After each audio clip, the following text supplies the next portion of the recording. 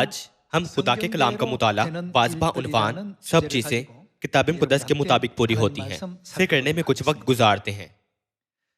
ये दर्ज किया गया है कि दुनिया में सब कुछ वैसे ही पूरा होता है जैसा कि खुदा ने किताब मुक़द्दस में नबुव्वत की और पेशतर ही बता दिया था। जब हम दानियल और मुकाशफा की कुतुब पर एक नज़र डालें, जिनसे हम बखूबी वाकिफ हैं, तो हम बाबुल के ज़माना से लेकर जिसमें दानियल नबी रहता था, मादी फारस, यूनान, रोम और हत्ता के पापाई निज़ाम की तारीख को देख सकते हैं। तारीख में जो कुछ हुआ वो खुदा के कलाम के मुताबिक हुआ था। जब खुदा ने कहा कि सल्तनत 10 सल्तनतों में तकसीम होगी, तो ऐसा ही हुआ। मजीद बरा खुदा ने तेंदुए के सरों के मुतालिक क्या कहा था, जो यूनान को जाहिर करता है। जैसा कि खुदा ने कहा, इस हैवान के 4 सर थे। सिकंदर आजम की मौत के बाद 4 जर्नैलों के तहत यूनान 4 सल्तनतों में तकसीम हो गया था। जब हम इस तारीख पर गौर करें, तो हम इस दुनिया के सब चीजों के बारे में क्या समझ सकते हैं? क्या ये वो शवाहिद नहीं जिनके जरिए हम तस्दीक कर सकते हैं कि सब चीजें किताब मुक़द्दस के मुताबिक पूरी हुई हैं? मजीद बरा अय्यूब की किताब के मुताबिक जमीन किस में लटकी हुई है? ये लिखा है कि जमीन खला में लटकी हुई है। इंसानों के कशिश से शकल के कानून का दरियाफ्त करने से बहुत पहले खुदा ने हमें किताब मुक़द्दस के जरिए ये साइंसी हकीकत बताई थी। इसलिए जब हम इन तमाम मुदर्जात पर गौर करें, तो हम तस्दीक कर सकते हैं कि दुनिया में सब कुछ किताब मुक़द्दस के मुताबिक हो रहा है। क्या हमारा मुस्तकबिल रोशन नहीं है? हमारा मुस्तकबिल उम्मीदों से पूर्ण है। हम पूरे एतमादी से कह सकते हैं कि हमारे पास आरज़ूमंद मुस्तकबिल है। इसकी वजह यह है कि हर चीज किताब मुक़द्दस के मुताबिक पूरी होगी। जब सब चीजें पूरी हो जाएंगी, तो हम मुस्तकबिल में कहाँ होंगे? किताब मुक़द्दस में इसके मुतालिक क्या दर्ज किया गया है? क्या हम सब आसमान की अब्दी बादशाही में नहीं होंगे? हम सब वो जलाली लम्हा गुजारेंगे जब हम खुदा के साथ मिलकर हमेशा की जिंदगी और बरकत से लुत्फानंदोज होंगे। इसलिए हमें हरगिज ये नहीं सोचना चाहिए कि सिर्फ दानियल और मुकाशफा की कुतुब में दर्ज तारीखी मनाजर ही पूरे हुए थे। इसके अलावा कुछ भी किताब मुक़द्दस के मुताबिक पूरा नहीं होगा।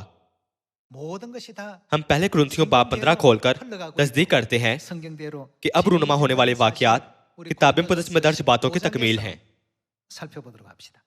पहला कुरिन्थियों बाब 15 पहले कुरिन्थियों बाब 15 आयत 3 में ये लिखा है कि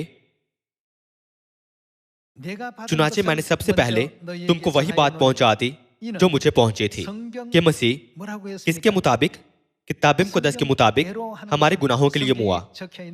दूसरे अल्फाज में ये बिल्कुल वैसे ही हुआ जैसे किताब मुक़द्दस में दर्ज है, और दफन हुआ और तीसरे दिन दोबारा किसके मुताबिक, किताब मुक़द्दस के मुताबिक जी उठा और कैफा को और उसके बाद उन 12 को दिखाई दिया।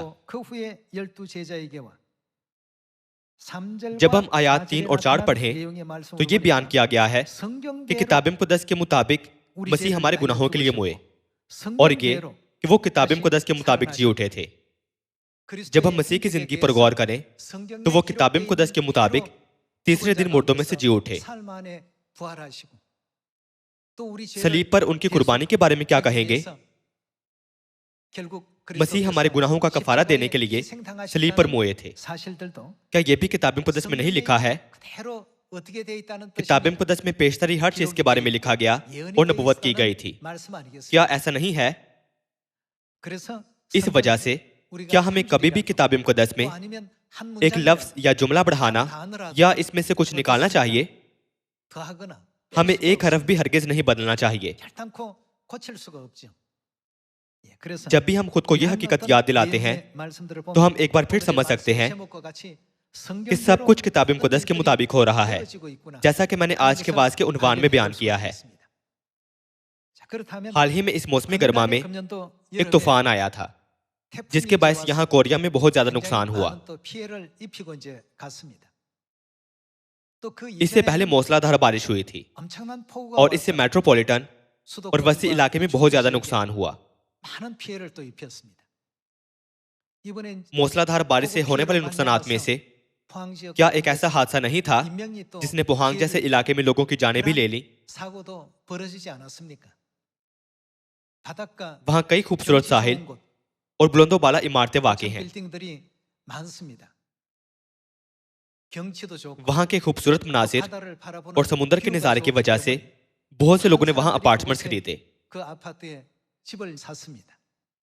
ताहम जब भी कोई समुद्री तूफान कोरिया के पास से गुजरता है तो हमेशा उस इलाके से गुजरता है, इसलिए बाशिंदे फिक्रमंद रहते हैं। इसने बहुत से लोगों को दोबारा सोचने पर मजबूर किया है कि वो इन इलाकों के बारे में कैसा महसूस करते हैं। उन्होंने खूबसूरत मनाजिर के लिए पहाड़ों में अपने मुजाफाती मकान बनाए और अपनी बकिया जिंदगी वहीं गुजारने के मंसूबे के साथ समुद्र के नज़ारे के लिए जायदादें बनाई। ताहम चूंकि पहाड़ों में जंगल की आग भड़क उठती है और समुद्री तूफान बर्पा होते हैं, तो इन तमाम होलनाक और जानलेवा वाकयात को देखकर अब लोग कहते हैं कि बेशक खूबसूरत मनाजिर वाली जगह अच्छी हैं, लेकिन बेहतरीन जगह महफूज जगह है। क्या आप और मैं खुदा के वसीले किताब मुक़द्दस की हिदायत पर अमल करते हुए दुनिया की महफूज तरीन जगह पर नहीं आए हैं? यिर्मयाह बाब 4 आयत 5 के मुताबिक दुनिया में महफूज तरीन जगह कहाँ है? खुदा तमाम बनिनो इंसान को मुसलसल ये ऐलान कर रहे हैं कि देर किए बगैर सिय्योन को भागो, जो सलामती का मकाम है। हमें हमेशा खुदा एलोहिम को अब्दी शुक्र और जलाल देना चाहिए, जिन्होंने हमें बनाए आलम से पेशतर चुना और इस महफूज जगह पर हमारी रहनुमाई की है। आखिरी दिनों में मौसमियाती आफात वाहिद आफत नहीं होगी जिसके बारे में फिक्रमंद होना चाहिए। खुदा पेशतर ही बता चुके हैं कि आखिरी दिनों में आग से सारी दुनिया की अदालत की जाएगी, और ये उन औकात में हमें महफूज तरीन जगह पर रहना चाहिए। इस मामले के मुतालिक हम दूसरे पतरस बाब 3 से खुदा के कलाम को देखते हैं। चूंकि दुनिया में जो कुछ भी होता है वो खुदा की हिदायत के मुताबिक होता है, इसलिए हमें हमेशा खुदा की हिदायत पर अमल करना चाहिए। हम दूसरा पतरस बाब 3 आयत 6 देखते हैं। बाब 3 आयत 6 में यह लिखा है कि इन्हीं के जरिए से उस जमाने की दुनिया डूबकर हलाक हुई, मगर इस वक्त के आसमान और जमीन उसी कलाम के जरिए से इसलिए रखे हैं कि जलाए जाएं, और वो बेदिन आदमियों की अदालत और हलाकत के दिन तक महफूज रहेंगे। यहाँ इस आयत में हम नूह के वक्त में खुदा की अदालत को देख सकते हैं। खुदा ने उस जमाने की दुनिया को पानी से हलाक किया और शरीरों की अदालत की। आखिरी दिनों में खुदा आग से दुनिया की अदालत करेंगे। खुदा की ऐसी सख्त मर्जी किताब मुक़द्दस में दर्ज है। इस दुनिया में सब कुछ किताब मुक़द्दस के मुताबिक पूरा हुआ है, इसलिए हमें समझना चाहिए कि खुदा इस एक हिस्से को पूरा करने से गुरेज नहीं करेंगे। किताब मुक़द्दस के इंदराजात कैसे लिखे गए थे? खुदा ने अपने नबियों को बताया था, और जैसा कि उन्होंने रूल कुद्स से तहरीक पाई तो उन्होंने खुदा के तमाम कलमात को जमा किया और दर्ज किया। लिहाजा जो किताब मुक़द्दस में लिखा है हर चीज उस पर अमल पैरा है। ये तारीख का दुरुस्त हिसाब किताब है जिसे कोई इंसान अपनी मनमानी से बदल नहीं सकता। इसलिए जैसा कि हम आज अपने इर्द गिर्द रूनुमा होने वाले मुख्तलिफ मज़ाहिर को देखते हैं, तो हमें खुद से ये पूछने की जरूरत है कि हम मजीद इस जमाने के साथ कितनी देर तक हैं। हमें इस सवाल का जवाब तलाश करना चाहिए। अब माहिरीन मौसमियात और आलिम आबो हवा कहते हैं कि इंसान जमीन के बढ़ते हुए दर्जा हरारत पर मजीद काबू नहीं रख सकते। हम पेशतरी नुक्ता नाकाबिले वापसी से परे जा चुके हैं। वो कसरत से ये इजहार बयान इस्तेमाल कर रहे हैं। दूसरे अल्फाज में, क्या इसका मतलब ये नहीं कि बनिनो इंसान शदीद खतरे में है? जब कभी ऐसा खतरा होता है तो खुदा खतरे की घंटी बजाते हैं। जल्दी सिय्योन को भागो, देर ना करो। दुनिया में अभी बहुत से लोग हैं जो सिय्योन के बारे में नहीं जानते हैं, इसलिए लोगों को सिय्योन के बारे में बताओ ताकि वो सब तेजी से सिय्योन वापस आ सके।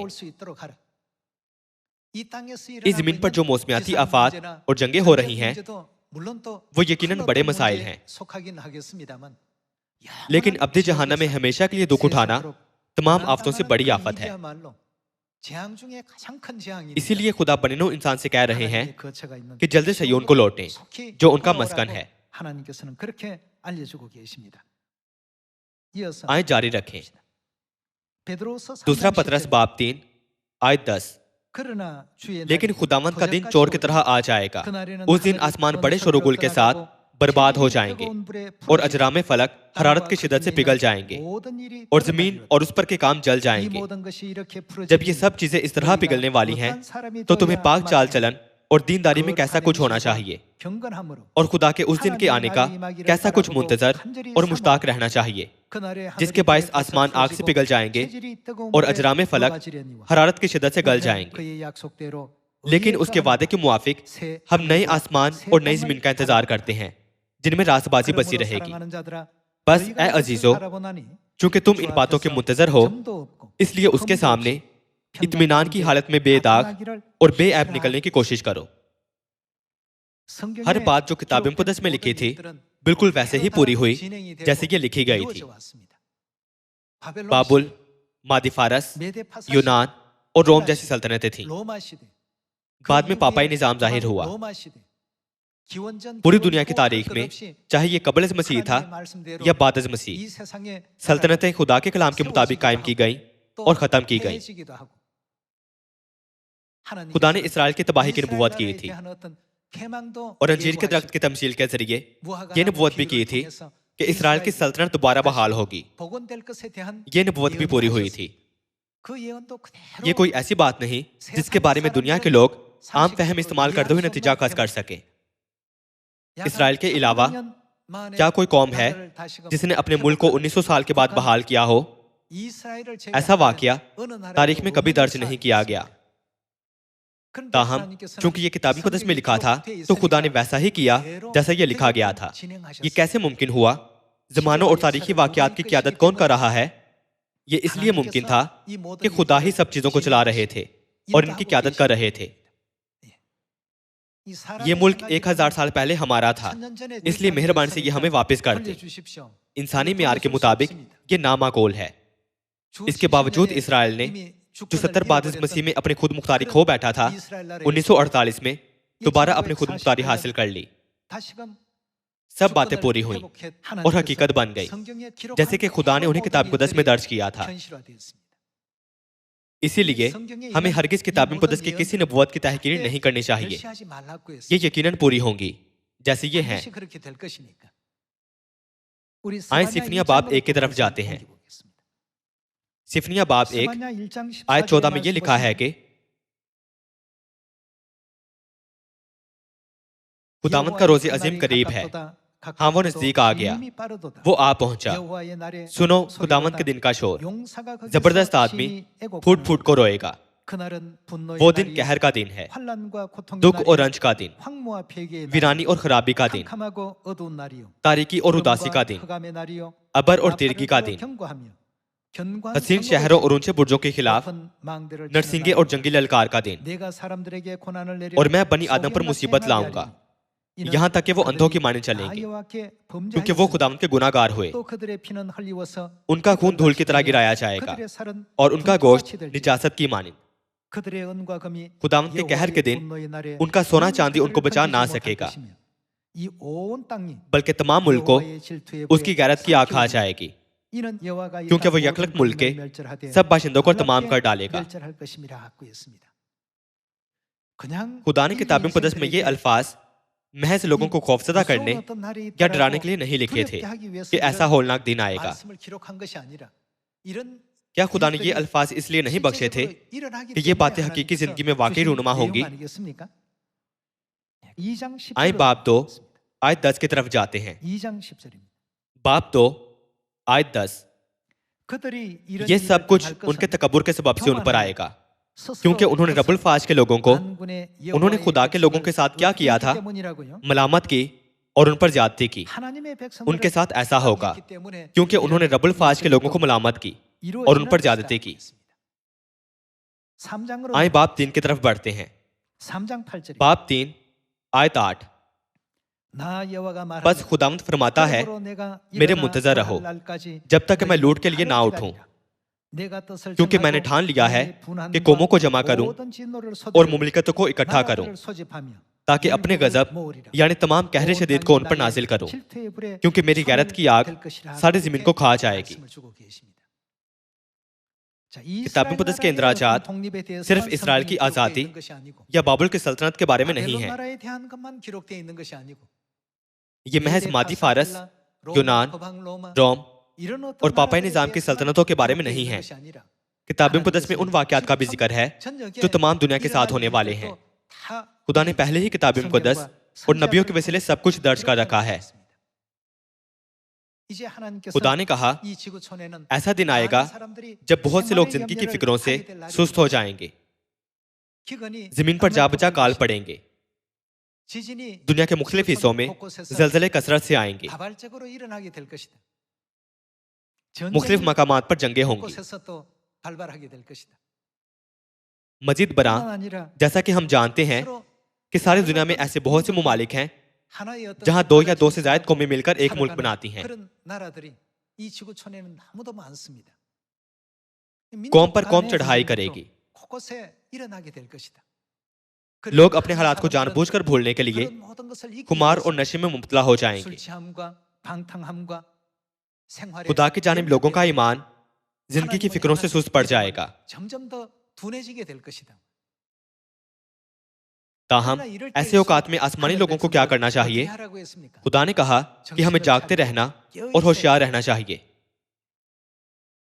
खुदा ने पहले ही किताब मुक़द्दस के जरिए हमें बेदार किया है कि सारी दुनिया का मुस्तकबिल क्या है। अगर हम होशियार और बेदार ना हो तो हमारे ईमान के साथ क्या होगा? ये बिला तामुल काहिल और सुस्त पड़ जाएगा। अगर मैं एक बार सबत छोड़ दूं तो क्या वाकई कुछ बुरा होगा? मैंने हर साल ईद फसा मनाई है। अगर मैं इसे इस साल ना मनाऊं तो क्या कुछ हो जाएगा? यूं हमारा ईमान बेहिस हो जाएगा। हमें दुनियावी मामलात के बायस बेहिस नहीं होना चाहिए। ये जमीन महज एक आर्जी मस्कन है। चूंकि आसमान की बादशाही ऐसा जहान है जहां हम अब्दुलबाद रहेंगे, इसलिए हमें अपनी रोजमर्रा जिंदगियों से हर वो चीज निकालनी चाहिए जो हमें खुदा की बादशाही में दाखिल होने से रोक सकती है। हमें बर्दाश्त से मामूर होकर हौसला रखने के काबिल होना चाहिए और आसमान की बादशाही की जानिब आखिर तक दौड़ना चाहिए।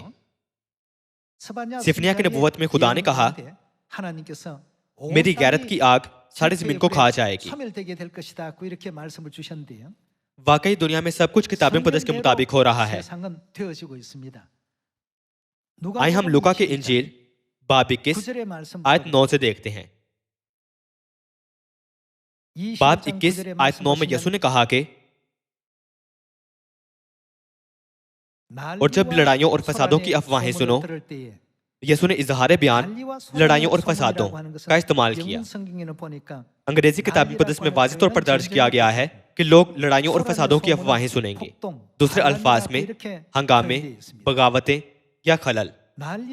और जब लड़ाइयों और फसादों की अफवाहें सुनो तो घबराना जाना, क्योंकि उनका पहले वाक़या होना जरूर है, लेकिन उस वक्त फौरन खात्मा ना होगा। फिर उसने उनसे कहा कि कौम पर कौम और सल्तनत पर सल्तनत चढ़ाई करेगी और बड़े बड़े भूचाल आएंगे और जा बजा काल और मरी पड़ेगी। मरी को महज एक मुतद्दी बीमारी यानी वबाई मर्ज के तौर पर बयान किया जा सकता है। कोविड-19 को भी मरी समझा जा सकता है। यसु ने जारी रखा कि ऐसा होगा और आसमान पर बड़ी बड़ी दहशतनाक बातें और निशानियां जाहिर होंगी। जब ये मज़ाहिर होते हैं तो उन्होंने हमें खबरदार रहने को कहा है। आयत 34, बस खबरदार रहो। अगर आप सो रहे हैं और खबरदार नहीं हैं तो ऐसा ना हो कि तुम्हारे दिल खुमार और नशाबाजी और इस जिंदगी की फिक्रों से क्या सुस्त हो जाए। यहाँ तुम्हारा दिल सुस्त हो जाएगा से मुराद है कि खुदा की जानिब तुम्हारा ईमान कमजोर हो जाएगा। अगर मैं एक बार इबादत में ना जाऊं तो क्या कुछ हो जाएगा? इन ख्यालात से हमारे दिल बोझल हो जाएंगे और आसमान की बादशाही के लिए हमारी उम्मीद धुंधली पड़ जाएगी। नतीजतन हम आसमान की बादशाही से मजीद दूर जाने के सिवा कुछ नहीं कर सकते। बस खबरदार रहो, ऐसा ना हो कि तुम्हारे दिल खुमार और नशाबाजी और इस जिंदगी की फिक्रों से सुस्त हो जाएं। और वो दिन क्या होगा? वो दिन तुम पर फंदे की तरह नागहां आ पड़े। वो दिन तुम पर नागहां आ पड़े। क्या इसका मतलब ये है कि शायद वो आए या ना आए? ये कुछ ऐसा नहीं जिसे इंसानों ने लिखा हो, बरक्स इसके ये खुदा के वसीले लिखी की किताब मुकद्दस में मौजूद है। आयत 35, क्योंकि जितने लोग तमाम रोए जमीन पर यानी सारी दुनिया में मौजूद होंगे, उन सब पर वो इसी तरह आ पड़ेगा। यसू ने कहा कि ये उन सब पर आएगा जो जमीन पर रहते हैं। क्या इसका मतलब ये नहीं कि ये हर एक शख्स पर आएगा? ये सिर्फ इसराइलियों पर लागू नहीं होता और न ही कोरियाई लोगों पर, बल्कि जमीन पर के तमाम बने नूह इंसान पर।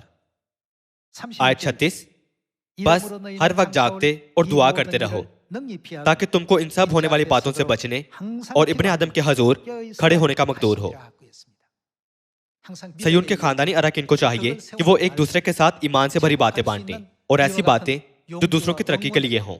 हमें हौसला देना चाहिए और दूसरों को आसमान की बादशाही में जाने की तरगीब देनी चाहिए। अगर हम जिस्मानी चीजों से लिपटे रहें तो हमारा म्यार उन चीजों के लिए जिन्हें हम काबिल कदर गर्दानते हैं कि सिमत में नागुज़ीर तौर पर तश्कील पाएगा।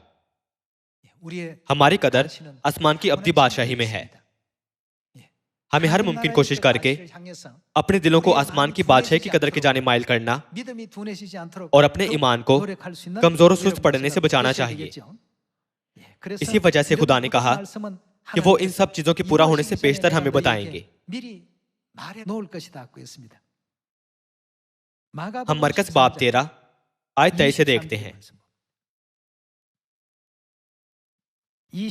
आयत 23 में यीशु कहते हैं कि लेकिन तुम खबरदार रहो। उन्होंने क्या किया है? देखो, मैंने तुमसे सब कुछ पहले ही कह दिया है। लुका बाब 21 या सिफनिया और दूसरा पतरस की कुतुब में लिखे कलमात जिन्हें हमने पहले पढ़ा है, ये सब खुदा के वो कलमात हैं जो हमसे पहले ही कहे गए थे। आयत 18, और दुआ करो कि ये जाड़ों में ना हो, क्योंकि वो दिन ऐसी मुसीबत के होंगे कि खिलकत के शुरू से जिसे खुदा ने खलक किया न अब तक हुई है ना कभी होगी। और अगर खुदावंद उन दिनों को ना घटाता तो कोई बशर ना बचता, मगर उन बरगुज़ीदों की खातिर जिनको उसने चुना है उन दिनों को घटाया। चूंकि रोई जमीन पर ऐसी हैरानकुन चीजें रूनुमा होने वाली हैं, तो हमें होशियार रहना चाहिए और खुदा और आसमान की बादशाही की तरफ देखना चाहिए। हमें दुरुस्त इल्म होना चाहिए कि हमें अपने ओहदाफ कहाँ तय करने हैं और कैसे अपनी रोजमर्रा जिंदगी गुजारनी है और कैसे ईमानदारी से दौड़ना है। ऐसा करने की गर्ज से हमें नए नाम बाप मसीह आनसंग होंग पर और इसी तरह खुदा माँ नए यरूशलेम पर ईमान रखना चाहिए। इसके अलावा हमें नए अहद में अपना ईमान नहीं खोना चाहिए। खुदा ने कहा अगर हम नए अहद पर कायम रहें तो वो हमें अब्दी मिरास यानी आसमान की बादशाही बख्शेंगे। आए इब्रानियों बाब 9 आयत 15 की तरफ जाते हुए उनके वादे पर एक नजर डालते हैं। इब्रानियों बाब 9 आयत 15 में यह लिखा है कि और इसी सबब से वो नए अहद का दरमियानी है, ताकि उस मौत के वसीले से जो पहले अहद के वक्त के कसूरों की माफी के लिए हुई है, बुलाए हुए लोग वो क्या हासिल करेंगे? वादा के मुताबिक अब्दी मिरास को हासिल करें।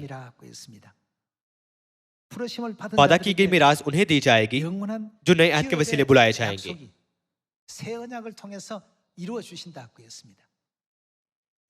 इसलिए हमारे दिल दुनियावी चीजों की वजह से हरगिज बोझल ना हो या नए अहद से मुंह ना मोड़े। इसके बजाय हमें चौकन्ने रहना चाहिए। हमें हरगिज नहीं भूलना चाहिए कि सब्बत का दिन कितना बेशकीमत है और नए नाम मसीह आनसंग होंग और हमारी नई यरूशलेम आसमानी माँ का फजल कैसा अजीम है। हमें होशियार और बेदार रहना चाहिए ताकि हम रूहानी तौर पर ऊँगने ना लगे। 10 कंवारियों की तमसील में 5 कंवारियां ऐसी थीं जो जाग रही थीं और 5 सो रही थीं। 5 बेवकूफ कवानियों ने अभी तक तेल तैयार नहीं किया था क्योंकि वो उंगली लगी थी। उनके बरक्स हमें ईमान के तेल की जरूरत है। हमें होशियार रहने की जरूरत है ताकि ना हमारा दिल बोझल हो, ना हमारा ईमान। हमारा अब्दी आसमानी घर हमारा मुंतजर है।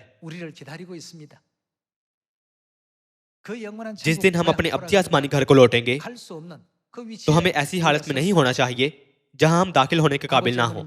हम सबको हाथ में हाथ डाले आसमानी बाप और आसमानी माँ के साथ आसमान पर जाना चाहिए। तो फिर किताब मुक़द्दस के मुताबिक होने वाली चीजों में से खुदा ने क्या वादा किया था जो इस जमाने में हमारे साथ होगा? आइए मुकाशफा बाब 22 आयत 1 की तरफ जाते हैं और देखते हैं कि किताब मुक़द्दस में इसके मुतालिक क्या इंदराज है। नए नाम और नई यरूशलेम आसमानी माँ पर ईमान रखने वाले, यानी नई अहद की सच्चाई में रहने वाले और सयून में खुदा को शुक्र जलाल देने वाले आसमानी लोगों के हवाले से आए देखते हैं कि खुदा उन्हें कौन सी बरकत बख्शेंगे।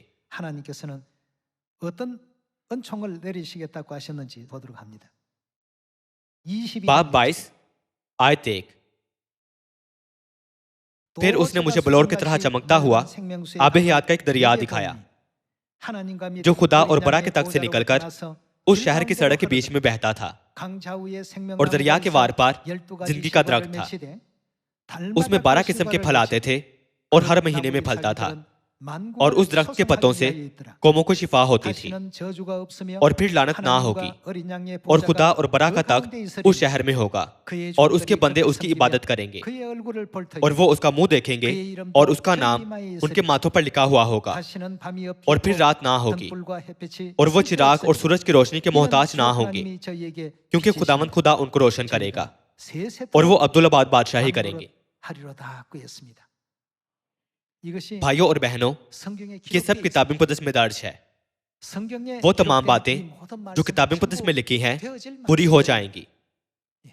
मरकज की इंजील बाब 13 में क्या यीशु नहीं कहते हैं कि मैंने तुमसे सब कुछ पहले ही कह दिया है? खुदा ने हमें पेशतर ही आफतों और अपनी आखिरी अदालत के बारे में बता दिया है, पर इसके साथ साथ खुदा ने हमें उस जलाल के बारे में भी आगाह किया है जिससे हम आसमान की बादशाही में जाने से लुत्फअंदोज होंगे। ये चीजें यकीनन सादिक आएंगी और नागुज़ीर तौर पर पूरी होंगी। बस मुझे यकीन है कि मुस्तकबिल की उम्मीद रखने के लिए ये हमारे लिए काफी है।